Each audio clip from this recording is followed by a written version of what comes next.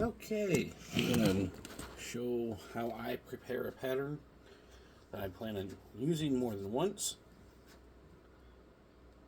Get the rest of these patterns out of the way here.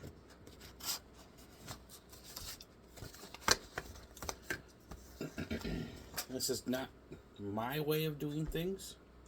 This I got from other creators. I forget who all said it first. I know I saw it on I think it was the Hank Strange channel. I forget the leather worker's name now. But Andrew's Leather. His tooling gentleman, Dominic, did this method, and I forgot about it and seen it again. Like, you know what, that'd be perfect, even just for not tooling, just regular patterns. On this Buckle Guy pattern here for the eyeglass case, shout out to buckleguy.com, they absolutely rock. I marked on my pattern, because it's going to be a permanent pattern so I can make more, where the gusset's going to sit for sewing, just in case I don't want to go beyond that. But I believe that they have those stitch holes there for stability. I'm going to just take some regular tape here.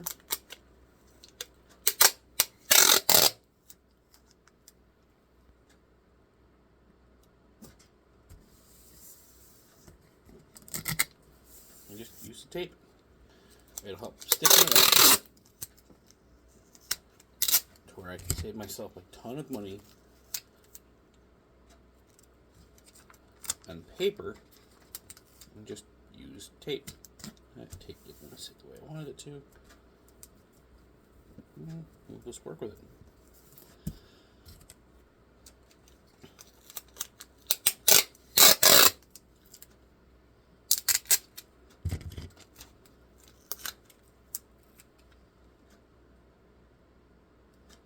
And by doing it this way, if I'm marking out the leather, I have it cased for vegetarian leather that I plan on tooling. This will protect it from getting wet.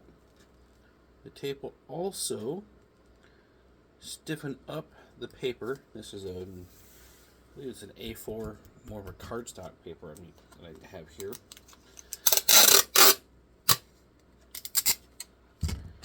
Provides a little more stiffness to the paper to where it can actually handle the beating that it will get in the shop here. And I'm not printing out a new copy of the pattern every time I want to make this design, or hoping that I didn't screw it up somewhere along the way the last time I made it.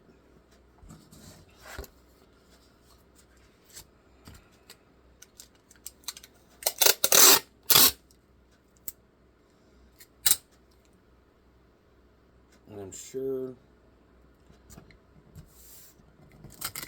there are other creators out there that do this as well.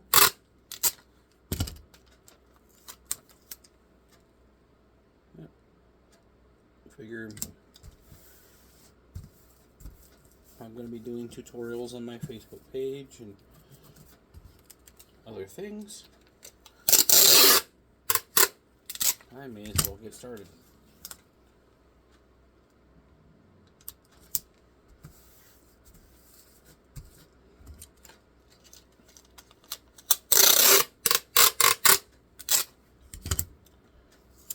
Because if you watch any of the Vasily and Pavlov videos, I believe I'm saying his name correctly,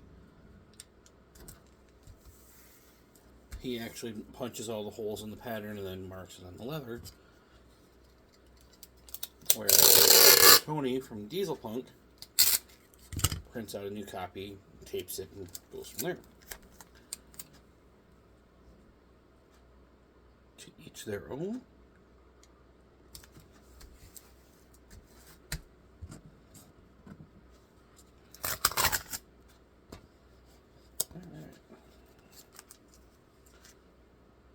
Curved blades right here. camera up a little bit. I know the view is not going to be the greatest to see how I'm cutting, but that's the way I do it. And everything will get cut out.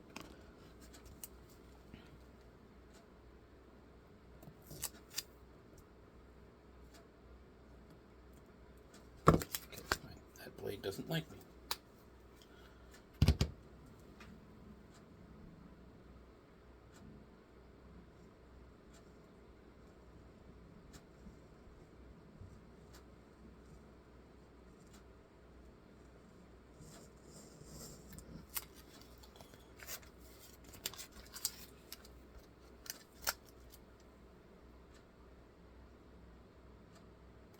Anytime you're using a round knife or a head knife like this, always use caution, as these suckers are sharp. This one here is the Al Stolman brand I got from Katie Leather.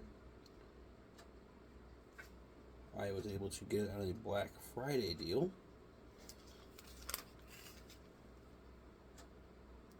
And I am still forever grateful that I was able to get it at that deal,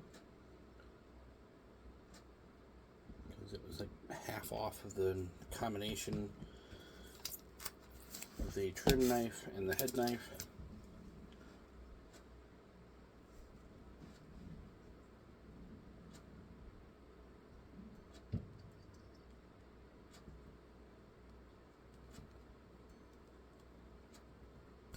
Alright, that's not want to go the way I want it to, so I cut in the other direction.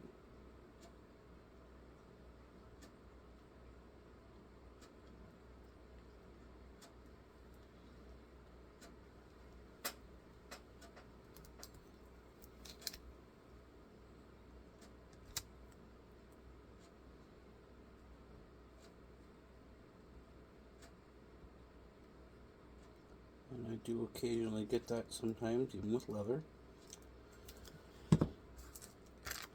Even with having a nice, fresh, sharp blade, sometimes the blade just does not want to cut the way I want to go.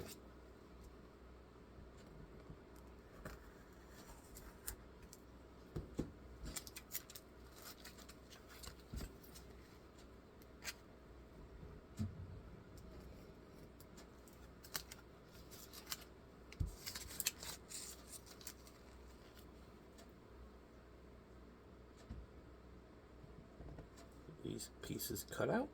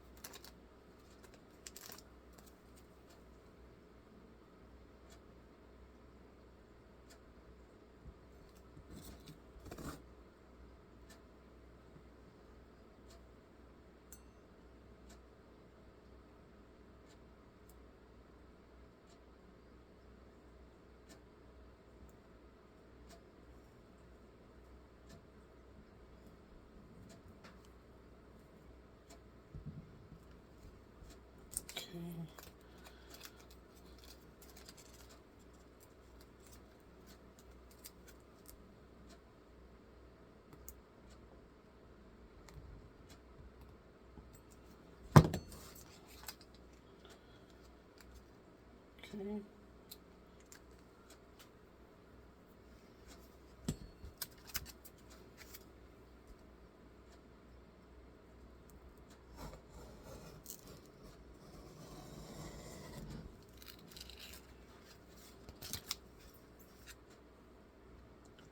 Quick rough cut here.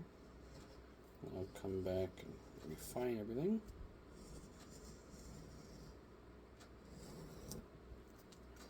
Always a danger doing a rough cut. Sometimes my blade tends to walk on me and it gets really close to cutting what I don't want to cut.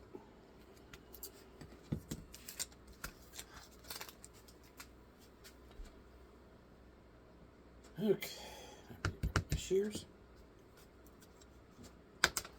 just use the trim knife.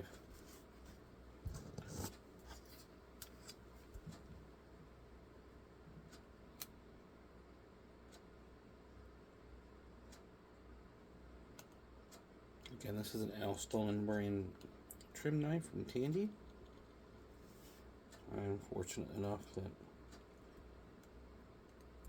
I have a Tandy leather right near where I work at.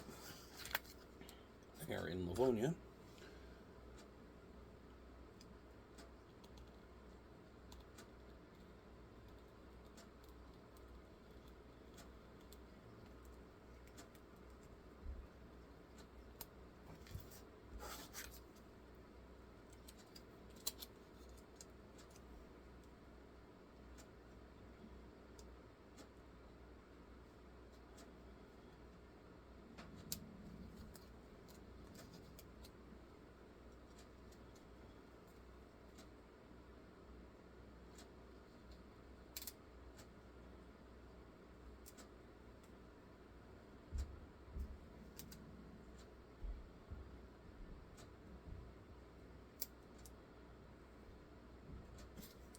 Okay, that way it's not getting on the line.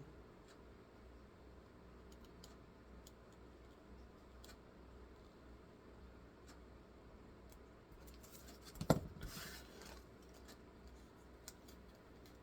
don't know about anybody else, but I really prefer to cut on the black line or whatever line I have when I'm cutting a pattern. Sometimes it doesn't go that way. And slowly I've gotten over it.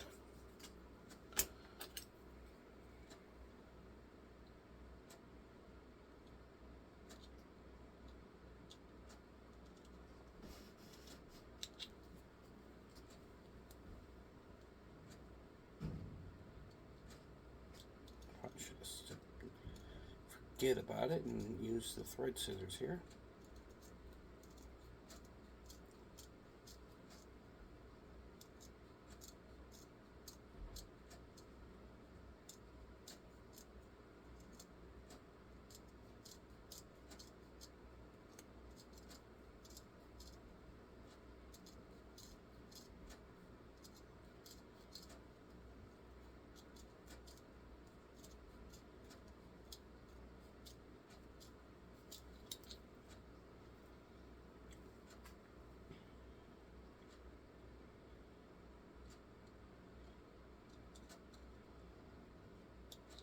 And before I can actually use the pattern, I'll go through and punch the holes.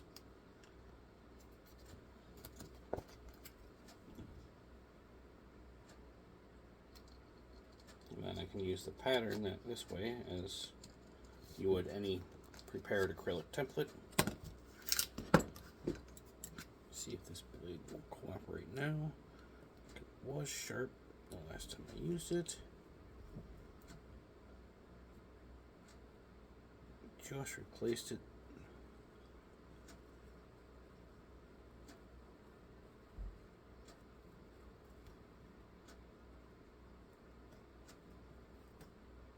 Right there.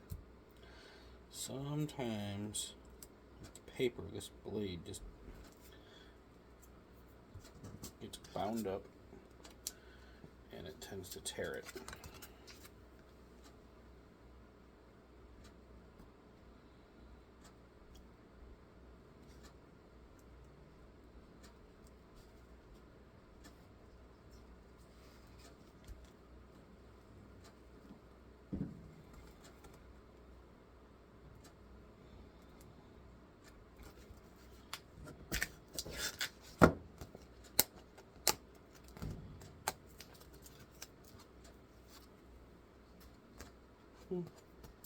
Yeah, it's not that bad. I can actually work with that.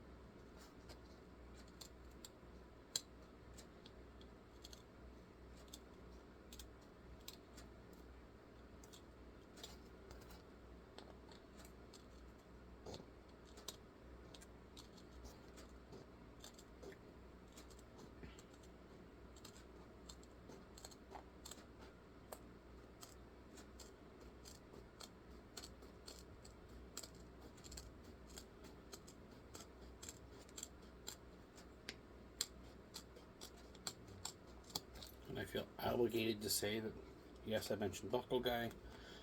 They are just one of my preferred suppliers for hardware and other items. No, I am not sponsored by them. They did not pay me or provide me with anything to mention them. I had reward points. I don't remember if I used them for this pattern or one of the other ones.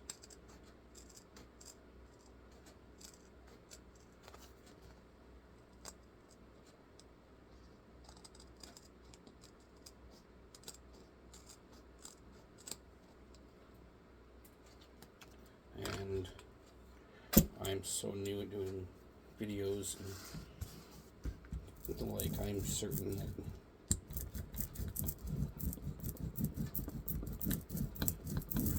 I'm nowhere near the reach that Buckle Guy would want for collaborators. But that's how I set up a pattern.